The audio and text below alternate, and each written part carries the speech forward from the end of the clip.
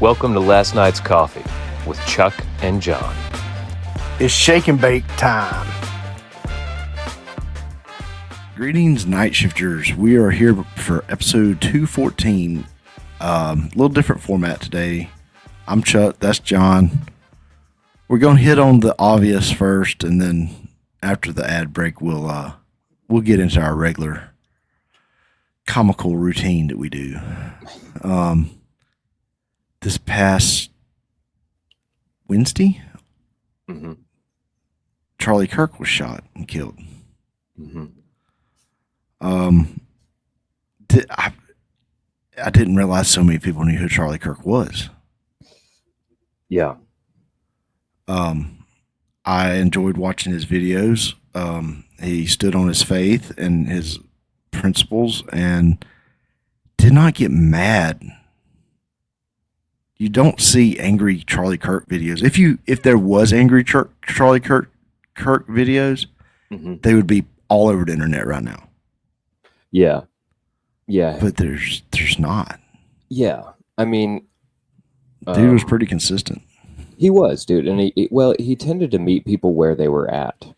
Yeah. You know what I mean? And by saying that, I mean if people got snippy, he might get a little snippy back. You know what I mean?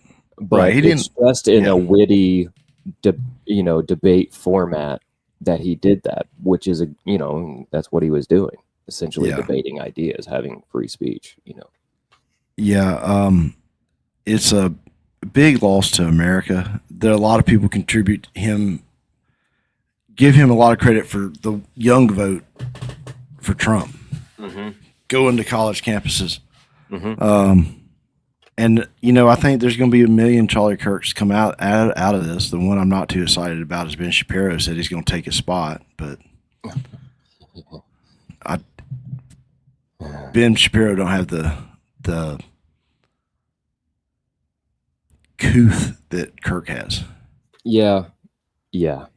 Look, I hope you're right in that we get a lot more Charlie Kirks out of this. I hope you're correct. I told you the other day, I said, I hope that they have the killer in custody or suspect. We don't want to get sued if it turns out he ain't the one. In custody before we recorded. Yeah. Because I didn't want to have to go on the air like that. I wanted a little bit of closure. Sure. But they got him. We're not even going to say his name. You can go find out all that stuff.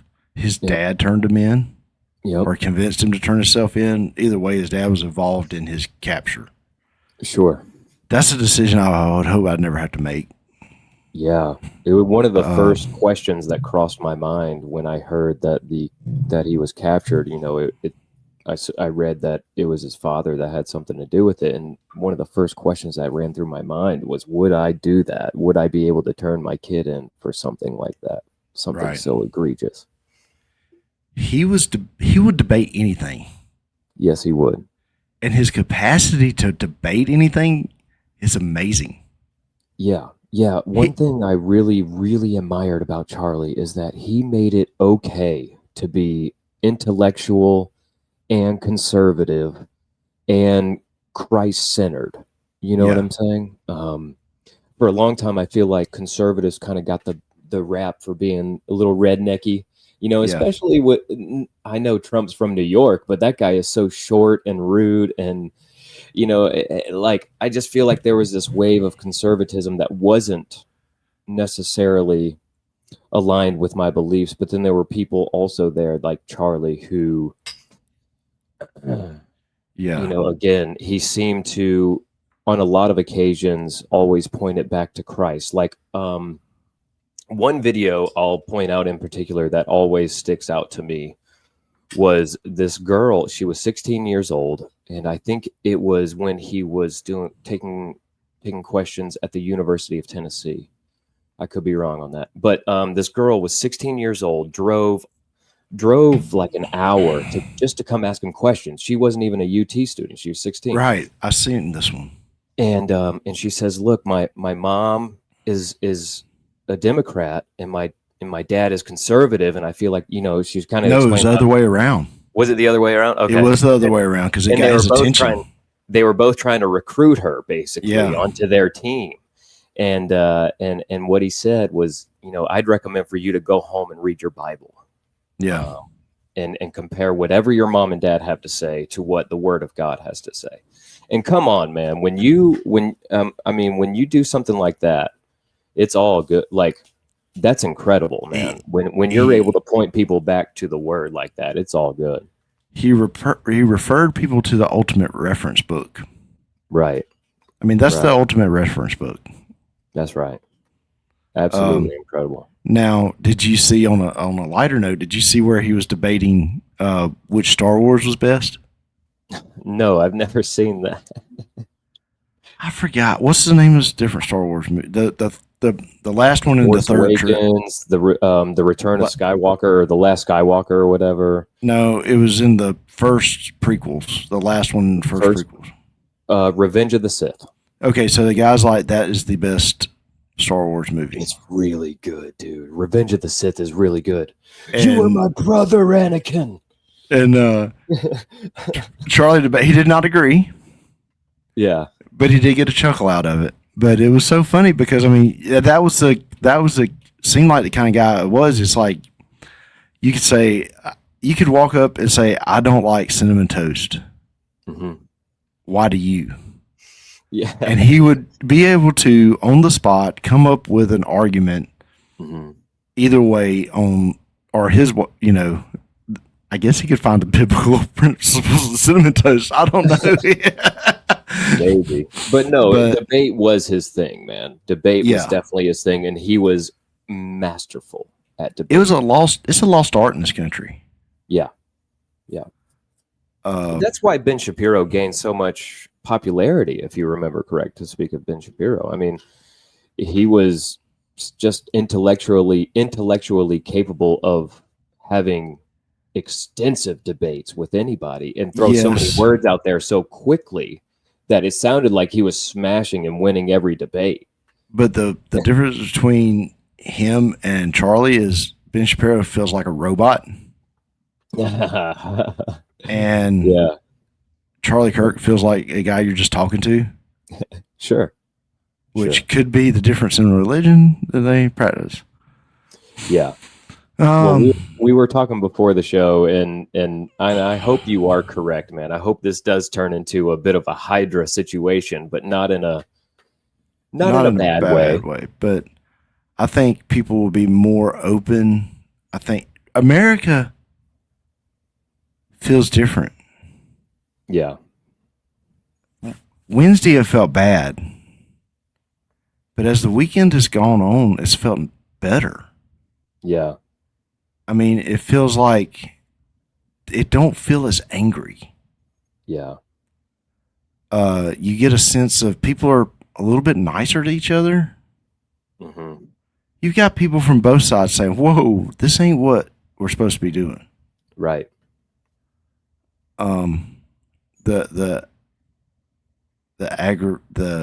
I don't know, just the attitude of people or some. I think somebody finally said, "Whoa, wait a minute, it feels like we've taken a collective step back and go, you can't just be shooting people." Yeah. Yeah. I mean, when the creators, is it the creators of South Park that took it down, or was it just Paramount in general? But they took down the South Park episode.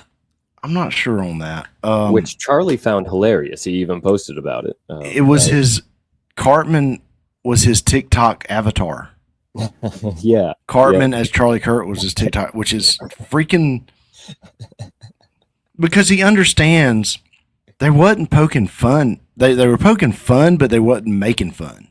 Right. Well, I mean, to even be mentioned on South Park, you're obviously making some waves, right? You've created some ripples in the universe when you're mentioned on South Park, first of all. And I mean, what is it? Mockery is one of the great it's whatever that saying is. You guys know what I'm trying to say. You know the thing. Impersonation is the greatest flattery, or whatever. Something whatever like they that. say. Flattery is the greatest. Impersonation is greatest form of flattery. So Yeah, dude. How about, have you seen where pretty much anybody that had a concert this weekend paid tribute to him? I haven't seen any of that. No.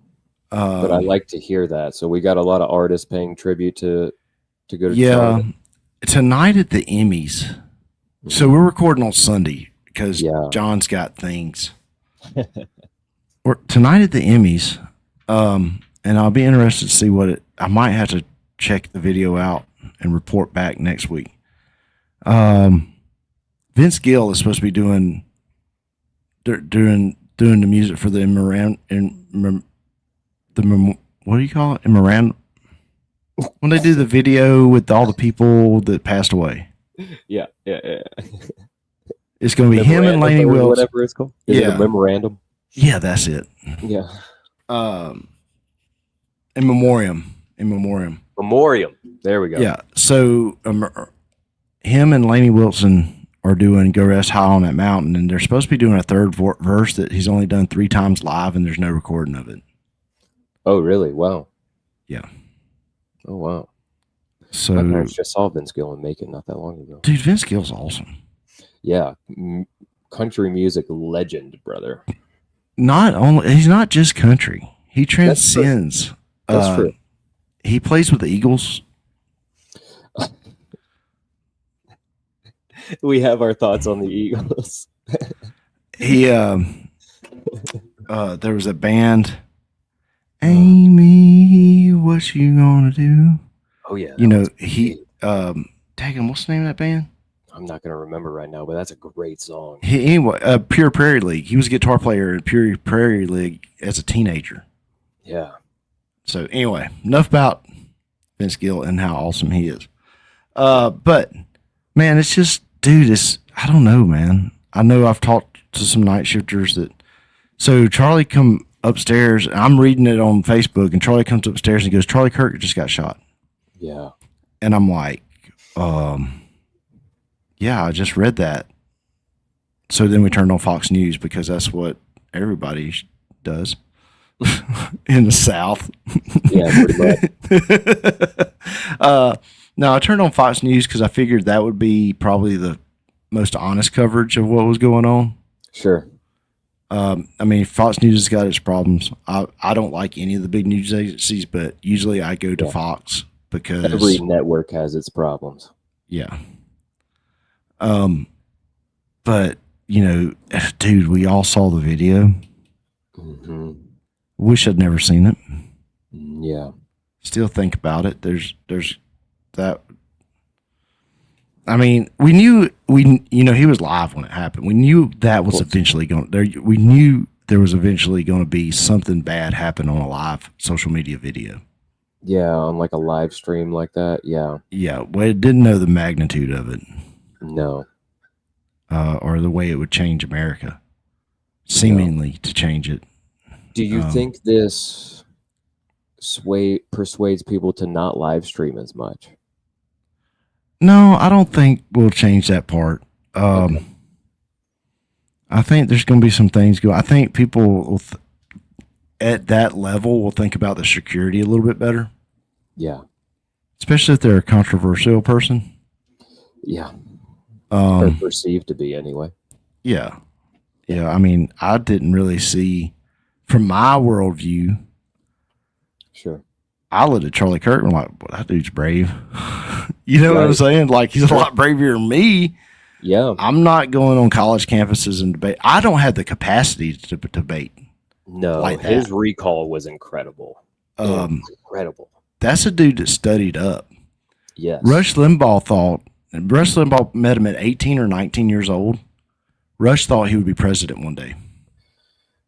Yeah, I've heard that out of a couple of people. I think Candace said the same thing. Yeah, Rush thought so much of him. If I heard correctly, was Charlie Kirk's first appearance on Fox News when he was like 14 or something like that? It was very young. I mean, the dude. How crazy is it when you're 13, 14, 15 years old going on Fox News? That's wild. Wise beyond his years. Yeah, I'd say so. I'd say so. I mean, gone too soon for sure. 31. My goodness. That's younger than both of us. For sure. Yeah. Which I thought you were still 31. I just look it. I mean, you know. I just look young. But he's going to be missed. The dude would debate you with a smile. Yeah. Like a dog chasing a duck, you know, like a dog, like as happy as a Labrador is to go get that duck. Yeah. I mean, that's how you could say he was. Yeah. There's no doubt where he's at now, just based on what he preached, the way he preached and the way he spoke. I mean, you could pretty much guess how that's working. For sure. I think it's kind of neat that we'd been in Esther all summer, it seemed like, at church. I'm sure it's not, but we wrapped it up today and it tied in. Mm-hmm. Like the Sunday after that happened, it tied in, and you're like, holy cow. Really? Yeah. Yeah, you had to go check that out. I will. I'll have to go listen to the Devotee thing. The Devotee podcast. That's right. Sundays with Devotee. Sundays with Devotee. That's the name of it. You think I'd remember it? I go there. I gotta talk to him about mentioning the podcast more. Yeah. Be like, you know, hey, you know, nod out to those people every now and then. Hey, you're listening on the podcast. Appreciate it. Yeah, for sure. Sundays with Devotee. Shout him out. Yeah. Y'all go check that out. That's our preacher. Yep. Travis. He is a very rabid Bulldog fan. We'll get to that in a little bit. We're not there yet. Go Dogs. We're not there yet. You got anything else you want to add to the Charlie conversation? I mean, honestly, the only thing I'd really like to do, can we take a minute just to pray for his family, if that's all right? Like, you might do that on the podcast? Go ahead and lead that. All right. Lord God, we thank you, God. We thank you for Charlie's life, God. We thank you for all the joy that he brought to everyone, God. And we thank you for all the accomplishments and the way you lifted him up and you reached his voice out, God. And Lord, we just ask that you would be with his family and you would bring him comfort and strength, God, and bring some sort of peace in this time of turmoil, God. Lord, bring the healing that only you can bring, God. That's what we ask. Bring the healing that only you can bring. Lord, we know they're grieving, God, and we just ask that you would surround them with love. Surround them with love. Surround them with some kind of hope for the future, God, the kind that you can only bring. We pray these things in Jesus' name. Amen. Amen. We'll be right back. Sorry for the interruption in the episode, but we'd like to take this moment to advertise for Eileen Ayers at movingcoweta.com for all your realty needs in and around the Coweta County area. Make sure you visit movingcoweta.com. That's Eileen Ayers. Yeah, check that out, folks. Also, we'd like to thank our sponsors at Charlie Austin Ford Racing, Speed U, Synergy Speed Lab, Wynn's Pharmacy, Mickey Scott's Barbershop, Trinity Fleet Services, Daytona 1, Da Vinci's Pizza, Parker Lanes, Ember and Oak, Cigar Lounge, Exterior Traditions, and Devotee Baptist Church. Go check those guys out. That's a list right there, my guy. Man, I tell you what, we got a lot of sponsors that help us out, and that's no particular order. Yeah, that's awesome, man. I love that so many people have gotten involved in sponsoring Charlie and trying to help him out and help him achieve his goals. You know, that's awesome. Yeah, and if you want to help us out achieve our goals, you can like and subscribe on YouTube, iTunes, and Spotify. Leave reviews, leave comments, whatever you can. Share the show. It helps us out. Just hit the like button, guys. Just hit the like button. You know. Also, find us on Facebook. All right, we're back, and for the first time, and I don't know how many years, I went to the fair 2 nights. No way. 2 nights in a row? You went back 2 nights in a row. Our Kiwanis Fair, we didn't have a race this week, so went to the Kiwanis Fair in Griffin, Spalding County Fair. First Wow. time in 2 years. Kevin Drum, one of our listeners, is a big part of that. He works in the corn dog booth. No way, dude. So he's probably a busy man. He's the keeper of the corn dogs. Keeper of the corn dogs.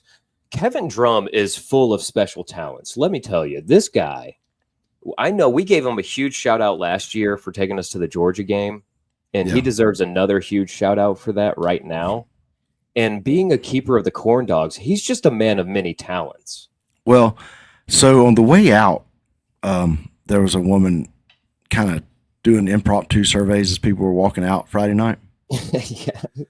And she asked us what we thought about the fair. And I told her, I said, man, that's the best midway I've seen at a Spalding County fair. She's like, really? You liked it? I said, loved it. Loved it. They changed companies, fair companies. Uh-huh. And the rides are more up to date. The rides, less chipped paint. If you know anything about Disney and his chipped paint theory. Yeah. She goes, well, what about the Kiwanis that you come or workers you come in contact? I said, everybody was great except Kevin Drum. She goes, really? I said, yeah. He was exceptional. Please tell me you told. I said, yeah. That's the only one I got a problem with. I said, she goes, really? I said, no. I said, he's great. I said, but you tell Kevin Drum that he had one bad review, but do not tell him who it come from. In particular, some man just pointed him out by So name. hopefully, singled him out.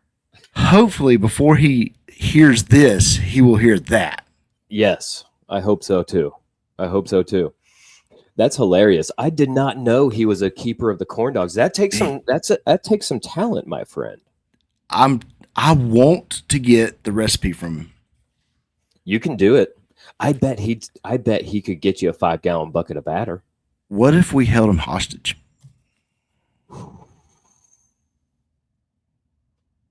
Could we kidnap him? We probably shouldn't talk about it on air. Oh. I'm just saying. You know how they kidnap people just in TV shows and make them make the drugs? Yeah. Breaking Bad style. Breaking Bad style. Kidnap him, make him make the corn dogs. Make the corn dogs now, Kevin. Make county fair corn dogs right now. Make them Kiwanis corn dogs right now. We sell black market corn dogs. Oh, dude, year-round corn dogs. Dude, that's the name of the restaurant. Black market corn dogs. Black market corn dogs. It's a corn dog restaurant Where they sell county fair corn dogs year-round. and funnel cakes. Dude, what if you had a county fair restaurant or a food truck called Black Market Corn Dogs, and it was just county fair food and a food truck? Are you kidding me? Deep fried Oreos, bro. Dude, that's all you did. County fair food, dude. Oh my gosh. County fair food at your local event. This is, I think, your dream come true, and it sounds amazing. Yeah. It does, don't it? How much more now I know you got a little taste of funnel cake. How much more funnel cake could you go for right about now? Oh, so here's the deal. Mary Beth wanted funnel cake. I said, well, we'll split one because we don't need to eat a whole funnel cake apiece. I said, we don't need that much sugar. That's reasonable. We're already pushing it, eating the corn dogs. Because, that's a real sweet batter.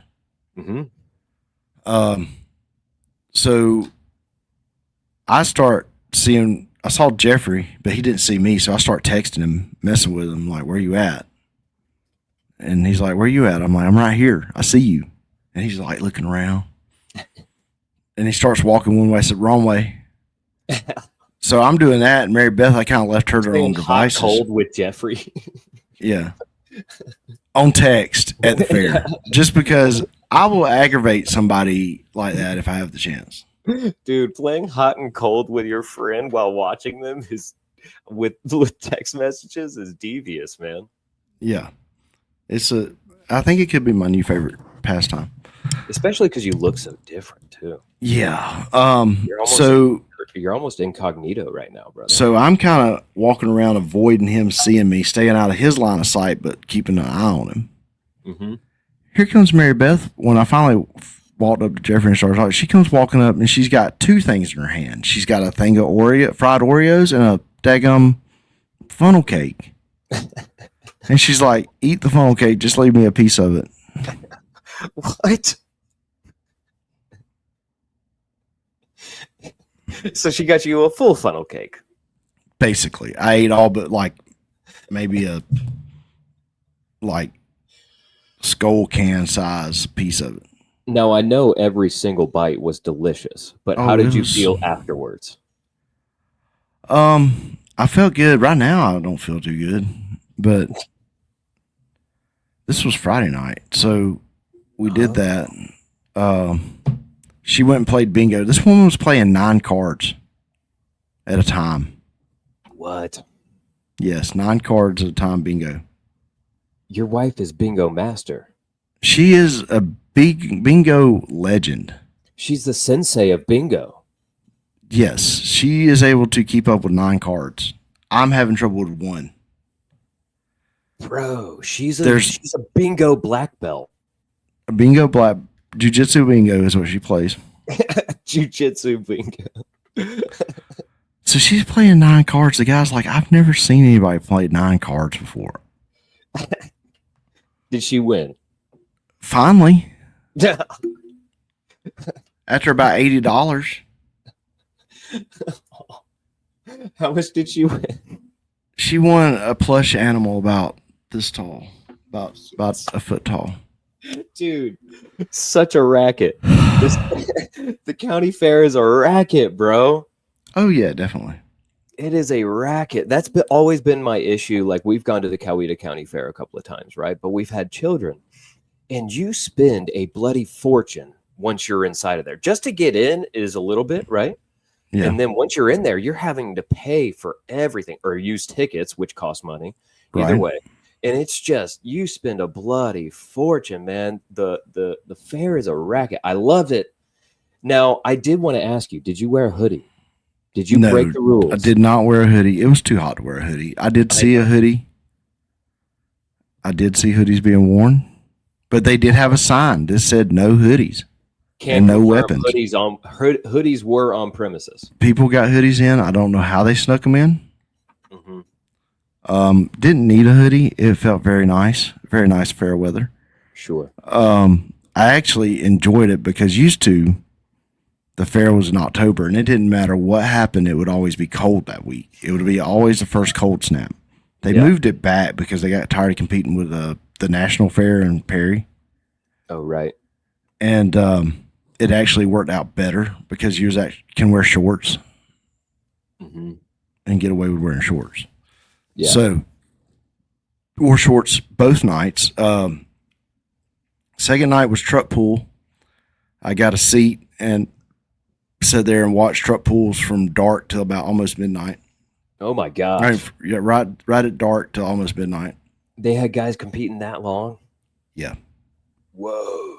They had some nice trucks. Mary Beth found a new favorite motorsport. Truck pulling? Yeah, she could follow it very well. Oh, okay. It made sense to her. Yes. Okay. Hold it to the floor and hope you make it. Yeah. If it comes apart, bad deal. They had some come apart. I'm sure they did. They had some expensive nights. But overall, it was just a great fair this year. Great atmosphere. We went to Nopi Saturday morning. Oh, heck yeah. Nostalgia, brother. Dude. Saw Hector. He's always Hector. Yeah. He is always Hector. That's awesome, man. Always Hector. Now, isn't this the first year back? Yeah. First year back in a while. Now, one of Charlie's friends asked him if he was running Spoon engines. 3 Honda Civics with Spoon engines. And he said, the dude never missed a beat and said, how do you think I got here?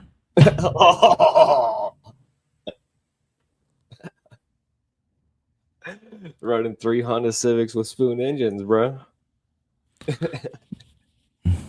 Smiling the whole time. He seemed as happy to be there. Because, a lot of times you see people signing autographs. Yeah. And they don't look happy to do it. Yeah. This Joker stood in one place and smiled the whole time and signed autographs that we were there.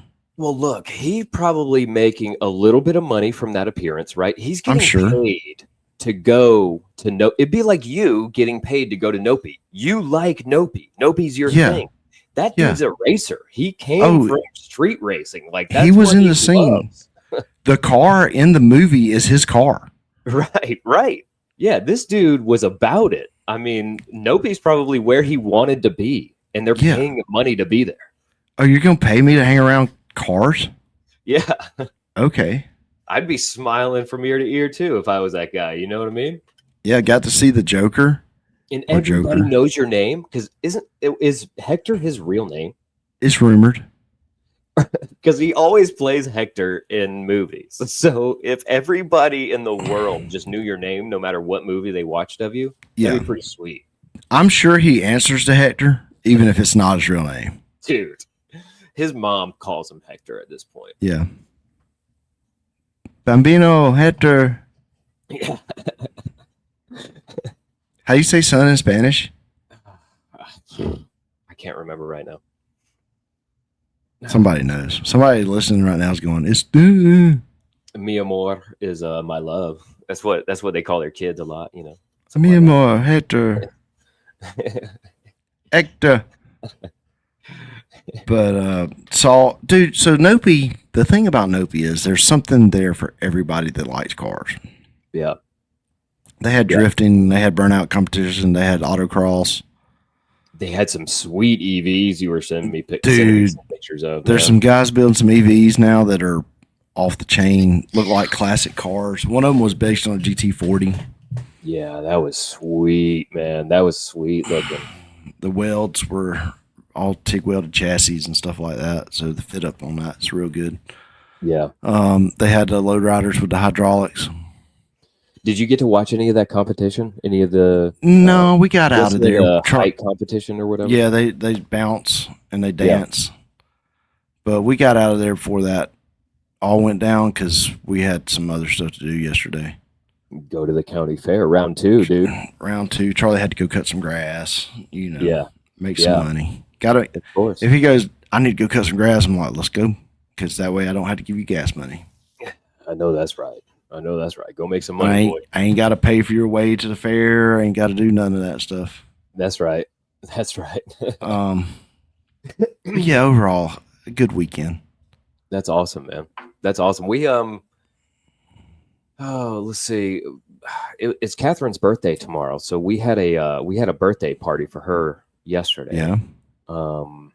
Yeah. Just with us and the neighbors. Not a big family birthday party, but just us and the neighbors hanging out. Of course, watching some UGA football. We're going to talk about that soon. But we had a sweet little birthday party. Played a little bit of pool, hung out. Had some wings, dude. Ordered some Wingstop. That was on point. You like Wingstop wings? I like Wingstop wings, man. They were perfect. They were perfect last night too. They really hit the spot, man. I wound up staying up for the Canelo Crawford fight, though. I tried.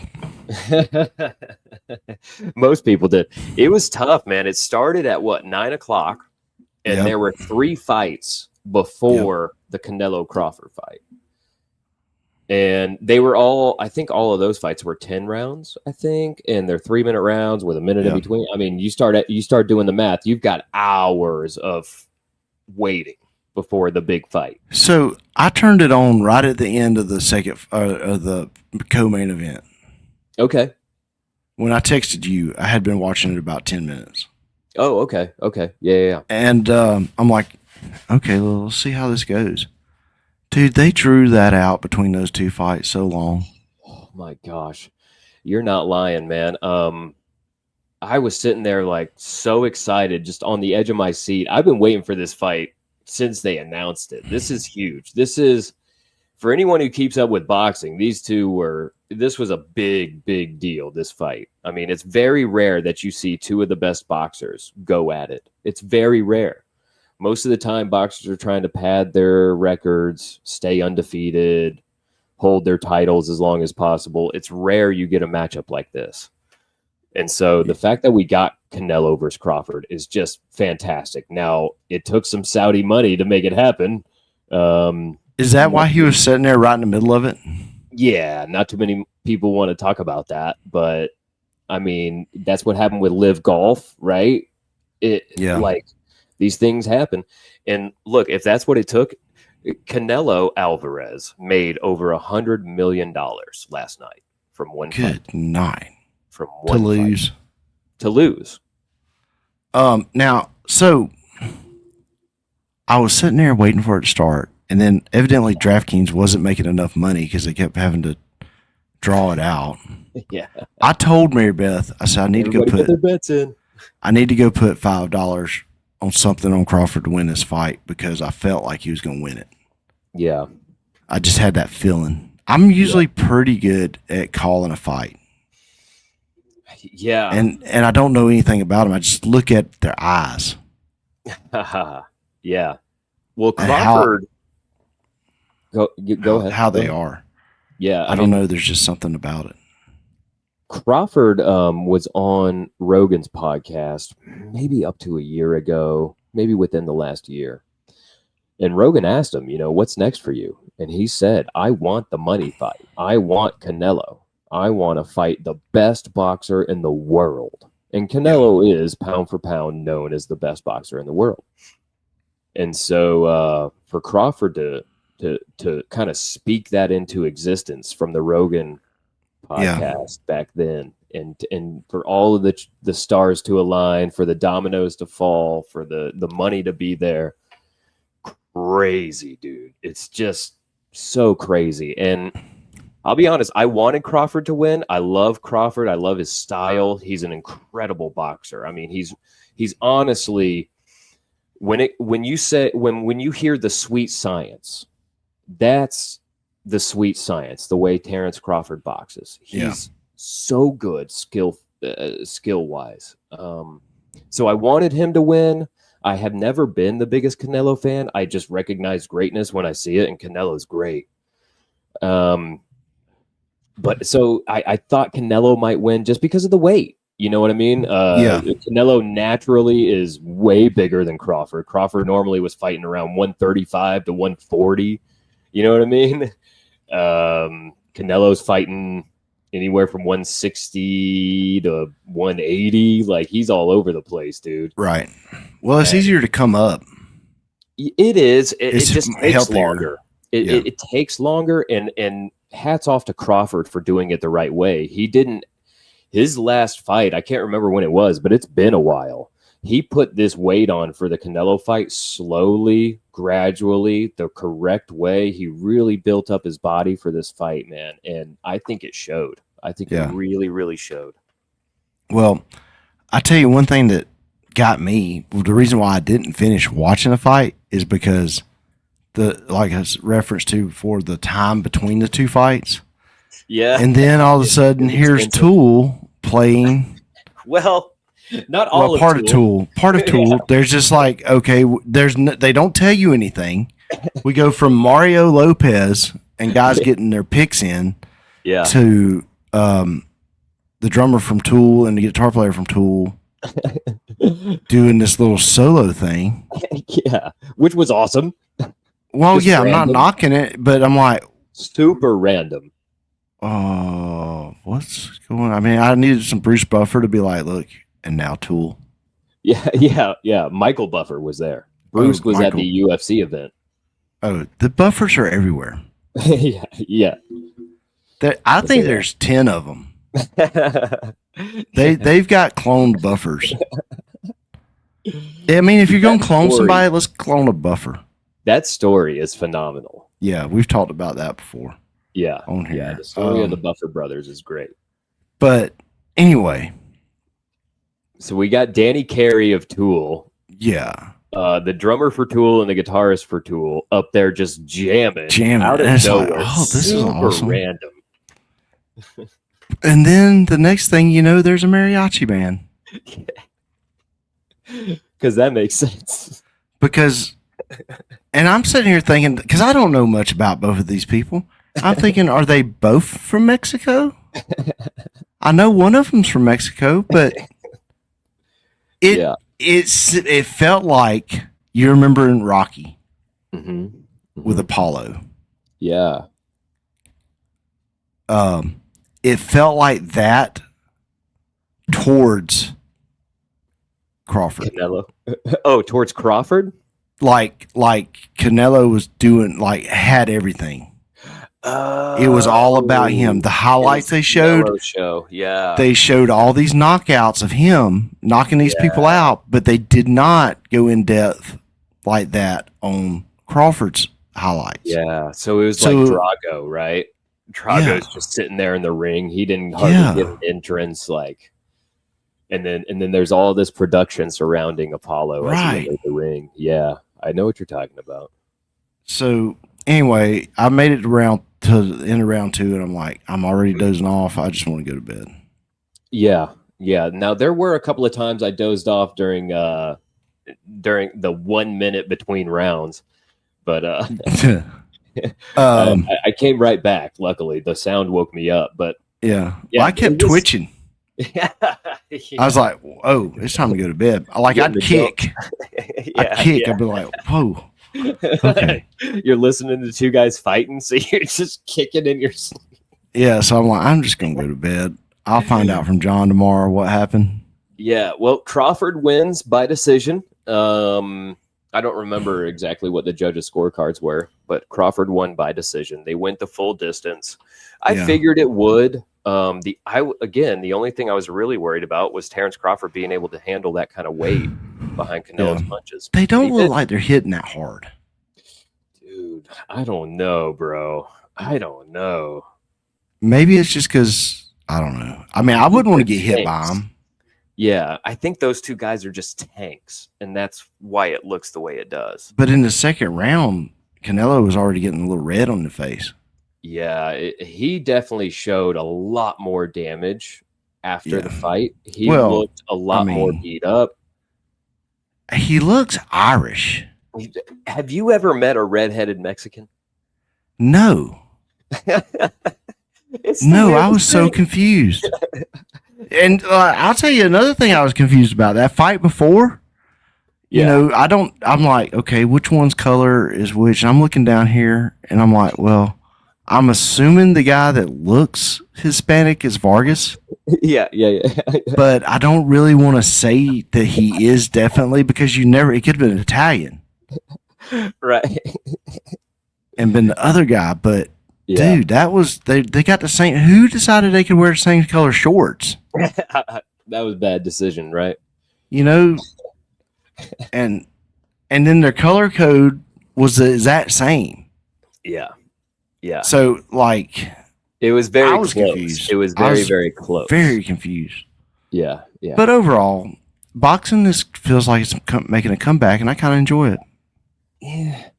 It doesn't hold my attention like MMA does. MMA has longer rounds, shorter fights, right? They're only 3 rounds. They're 5 rounds in a championship or a main event.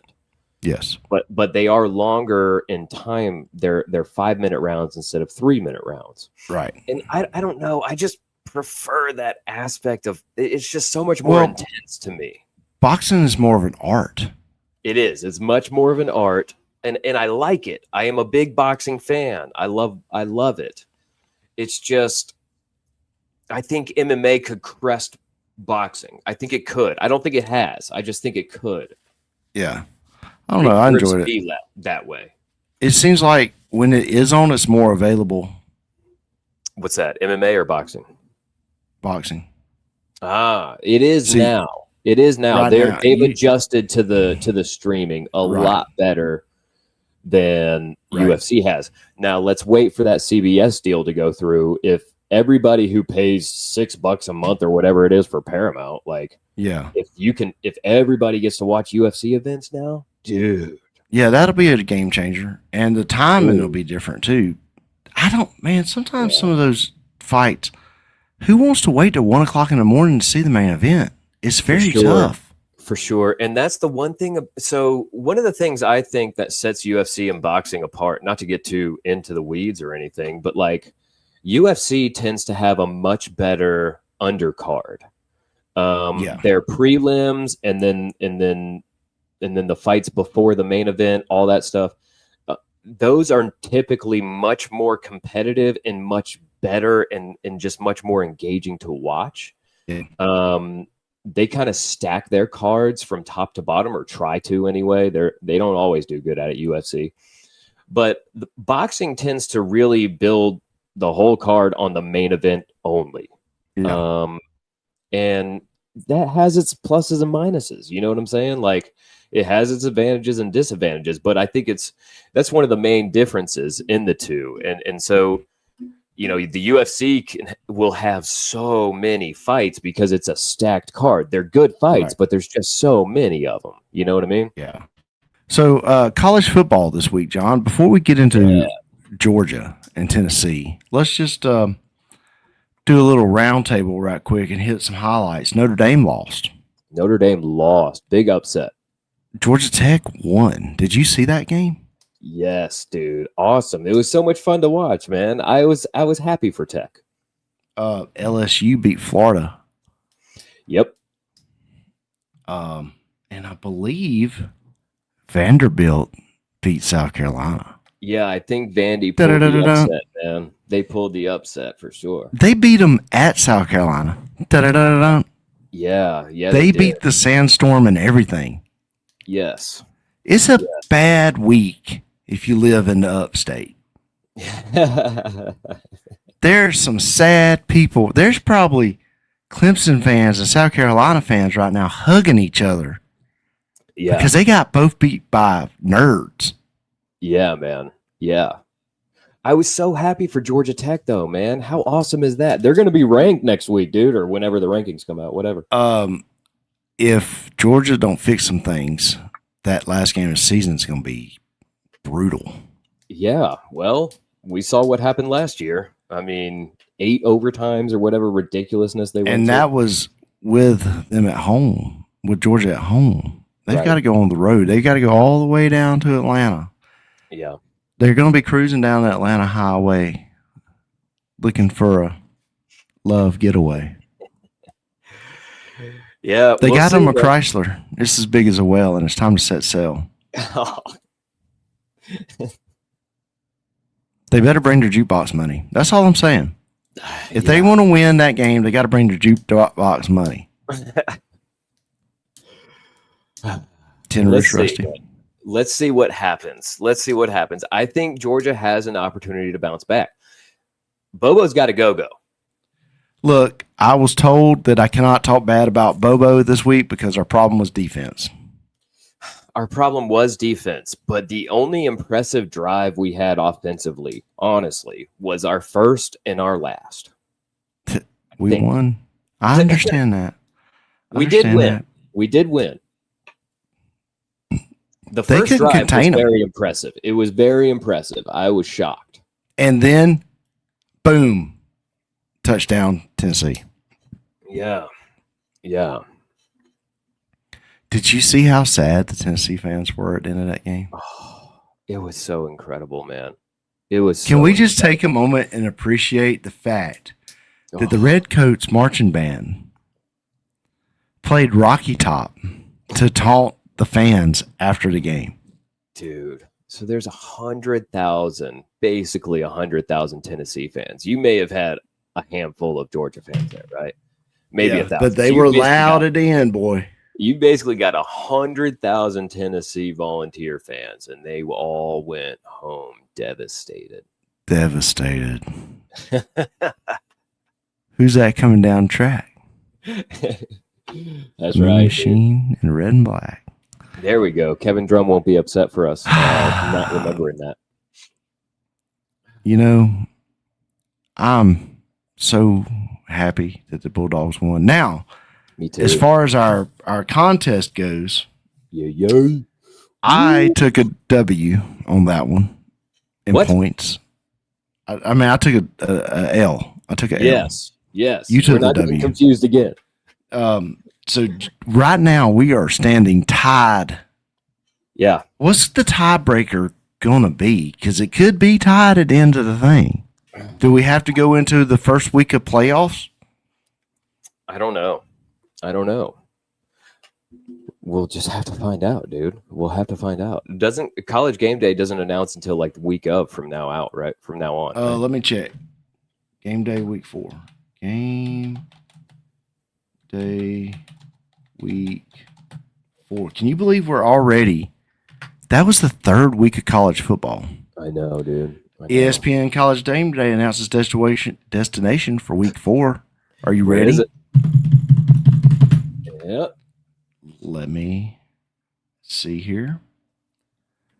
On Saturday night, ESPN announced that its traveling pregame show College Game Day will broadcast live from the University of Miami next Saturday when the Hurricanes 3-0 host Florida 1-2. Oh, This will be my Game goodness. Day's first visit to Hard Rock Stadium for a Miami home game since Dude. September 26, 2020. I'm winning this one, brother. I'm home team on that one. I'm winning that one too. Florida doesn't stand a chance. Florida sucks. You're home. Yes. John is home. John will be Miami. Yes. I'm just gonna put a note here, John, home, because we'll probably forget it. Florida actually played pretty good against LSU at the beginning of the game. I didn't watch all of it, but I did watch the first little bit, and they put up a fight against LSU. So we'll see. Never bet against who? The SEC. I know. The SEC. I know. I agree. It's just a different caliber. The SEC is always a different caliber team. So I think this is probably going to be one of our most competitive games this year. Yeah, I'm looking forward to this one, man. I mean, last week was competitive. They went into overtime. Yeah, but we were kind of divided. I was willing to give up the points to have Georgia win. So I was not, as far as, it's hard to get excited against your own team. Yeah. I'm a little bit excited about this. You were willing to lose the bet for your team to win. Yes, I would sacrifice my beard for Georgia to have win. Like if that was the last game of the year and it come down to it, I'd been like, that's fine. Whatever you got to do. Whatever it takes. Yes, Lord. If you say. Thy will be done. And I will be done, brother.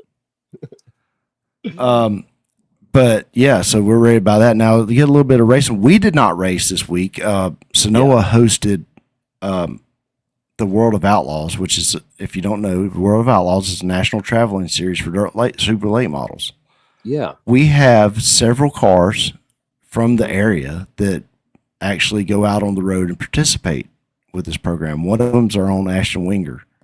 Okay. Ashton Winger, and actually making his debut in a super late model was one of Charlie's friends, Peyton Stevenson. Hey, shout out Peyton. Made the show, which is a big deal to make the show because there's usually enough cars that you have to run the B main and make the show if you don't have a good heat race. Peyton made the show. I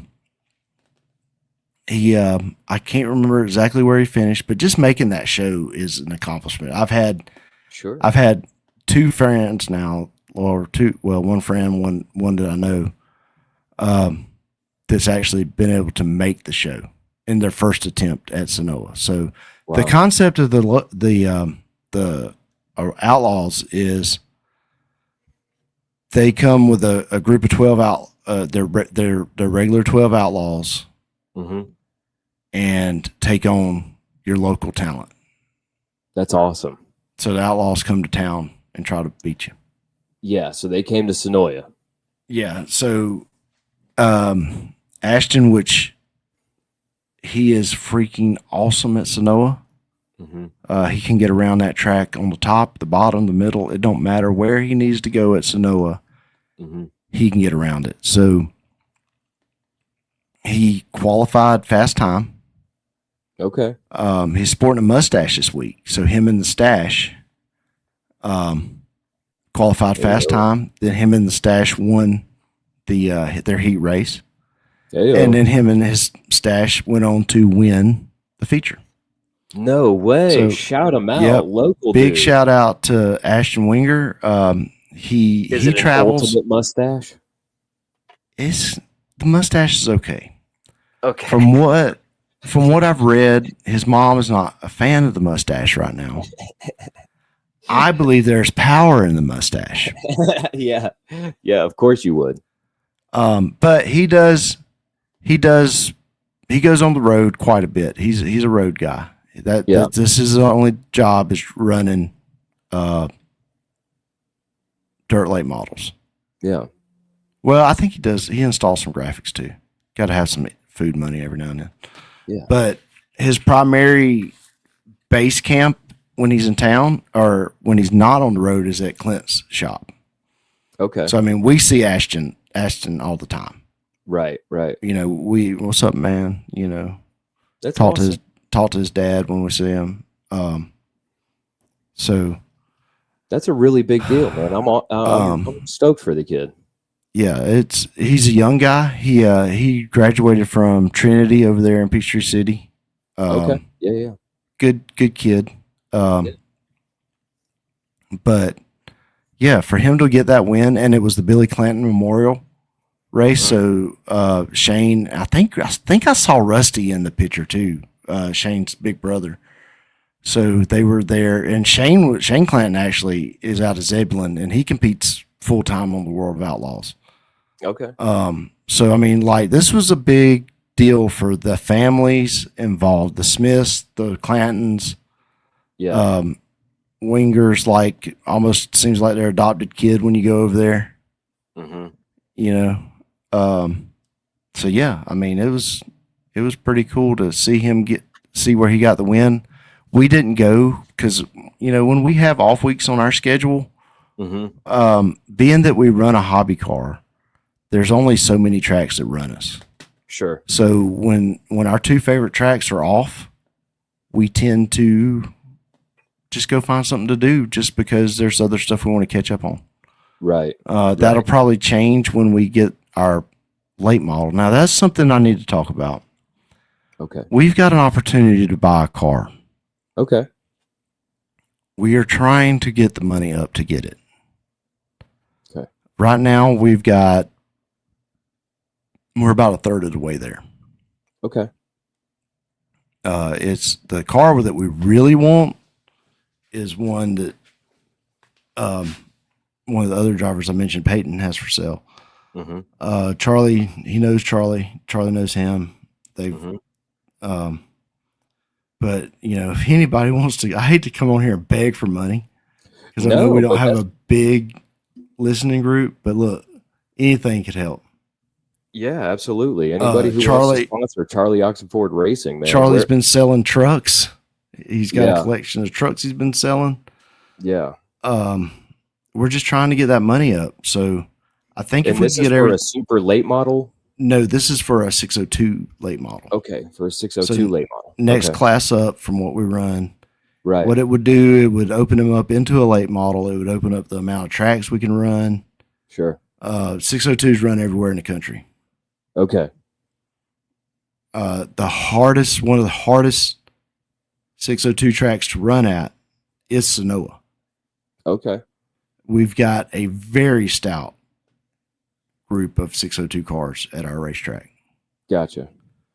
But like I said, it takes money to get the weekly cost is not going to be that much different. Mm-hmm. But it does take a lot of work to get there. Yeah. Well, look, man, anybody, if anybody who's listening wants to help, where can they go to learn more about Charlie Oxenford Racing? Where can they go to potentially donate? How would they go about helping with you guys, or reaching out at least? You can reach out to me on my Facebook, or if you got my number, call me. Yeah. But we've got a like a Zelle or Cash App or something that's connected to our racing fund account. Okay. Yeah. So the money can go straight into that. It ain't like you're just handing me and Charlie money and going, okay, I hope y'all do the right thing with it. No, I mean, we put the money in the bank. Everything's kept up with. You can see exactly where it goes. Yeah. That's awesome, man. Transparency is important. So it's just something where I don't know what we're at a point where we can do it. We don't want to, we'll probably have to sell Rhonda. Mm-hmm. But we don't want to sell Rhonda till we have another car in our hands. Sure. Makes sense. It's going to be hard to sell Rhonda as far as emotionally. We're kind of emotionally attached to that car. Yeah. But, you got to do what you got to do to keep on going. You got to move up. Yeah. I mean, we walked into Clint's the other day and Peyton's like, as soon as we walked in, he looked at Charlie, he goes, you ready to move up to 602 yet? I got a car, Oh, man. So. When are we going to see you in the little hotshot car? I know you teased the idea of jumping in. Are we going to see that happen before the end of the season? There's still a possibility it could happen. Awesome.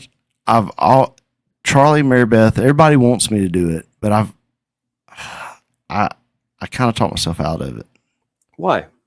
I don't know, man. I'm not comfortable in the car. Oh, okay. Okay, well that's a big deal. Yeah, that's a big deal. So, you ready for? Let's skip the reaction video this week and just jump right into a meme. Sure, man. Let's do it. Send it on over. Pulling it up. AI is undefeated. Jimmy Buffett. Jimmy Buffett. Know the difference. It's a fat Jimmy Buffett. That's hilarious, dude. That's great. AI, it can be really, really fun. Oh, you want your mind blown by AI? Sure. Are we doing dual memes this week? Let's see. Yeah. Well, no, this is something Charlie created. Okay. Send it over. And it had us all like, what the heck, dude? Dadgummit,